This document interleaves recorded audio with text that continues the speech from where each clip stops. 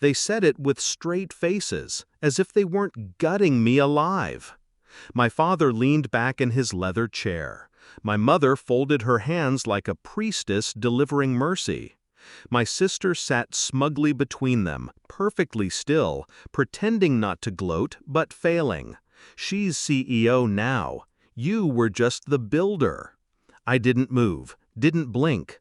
I just let the words sink into the room like poison gas. They thought I'd argue. They thought I'd rage, or beg, or crumble. Instead, I simply reached into my jacket, pulled out my phone, and scrolled to a single name. I pressed call. 1 ring. 2. Then a man answered. I said 6 words. Calm. Final. When I hung up, I caught the shift in their eyes, the way their confidence drained, the way they suddenly realized I hadn't come unarmed. They went pale, because they knew. They knew me. It wasn't always this way. When I built the company, I wasn't chasing money. I was chasing freedom. I was 24, coding through nights that bled into mornings, stitching deals with nothing but sweat and bluff, building a machine out of nothing. And they, my parents, were my first believers, or so I thought. They put in seed money, introduced me to their friends, told everyone how proud they were. And my sister? She was the cheerleader in the shadows, the one who never showed interest in boardrooms or balance sheets, but always had a front-row seat to my grind. I trusted her. She laughed at my exhaustion, brought me food when I forgot to eat. She said, "You're the genius. I could never do what you do." I believed her. That's what makes betrayal so sharp. It only cuts where you're exposed. The first sign was subtle. A closed-door conversation between my sister and my mother, voices hushed when I walked in. A shift in the board's attitude, directors suddenly treating me like a technician instead of a visionary. Then the contracts, paperwork rewritten, titles reworded, equity adjusted. Always explained as streamlining, always presented with smiling reassurance. I didn't fight it. I observed. Because I've learned something they never understood. Rage is noisy, but revenge is silent. So I smiled and let them box me out. I let them think I was blind. The moment of truth came at the board meeting. The room smelled of coffee and expensive wood polish. My father's voice cut through like a verdict. From this day forward, your sister will be CEO. You'll remain on as head of product. You were always the builder. Builder. Like a contractor who lays bricks and walks away. Not the architect, not the owner. That was when I knew. They'd stripped me of title, but not of leverage. They thought control was in the seat at the head of the table.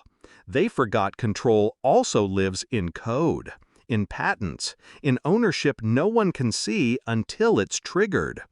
I didn't design the company to be stolen. I designed it to be fail-safe. Every algorithm, every line of infrastructure, every contract I signed in those sleepless years had contingencies buried inside, quiet clauses only I understood. And I had one ally they didn't know about, the man on the other end of that phone call, a lawyer who owed me his career and who had been holding a sealed envelope for me for 3 years. Inside it, the original IP agreements, signed solely in my name, the patents, the kill switch. I'd been preparing for this exact betrayal without even knowing it.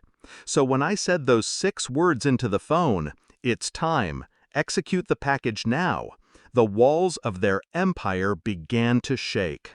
My sister's phone buzzed first, her smile faltered, then my father's, then my mother's. 3 sets of eyes lifting from glowing screens, each one paler than the last. Because what they saw wasn't just a shift in ownership, it was a hostile takeover, already complete. The patents had reverted, the controlling shares had transferred, the contracts they'd buried me under had become void. The company no longer belonged to them, it belonged to me, again. I stood, calm, collected. "Don't look so shocked," I said quietly. "You taught me everything I know about survival.